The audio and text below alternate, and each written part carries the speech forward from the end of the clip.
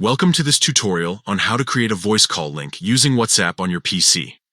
With WhatsApp's latest update, connecting with friends, family, or colleagues has never been easier. Let's dive right into the steps to set up your voice call link. First, open the WhatsApp desktop app on your computer.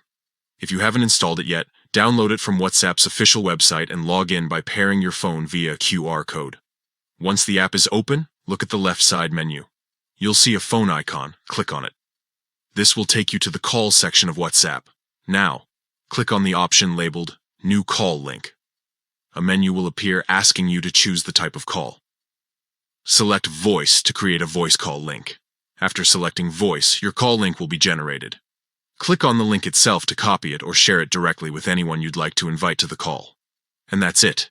You've successfully created a voice call link on WhatsApp using your PC.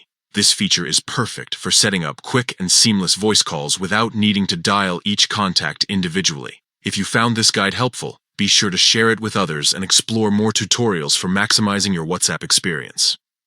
Thank you for watching, and happy calling.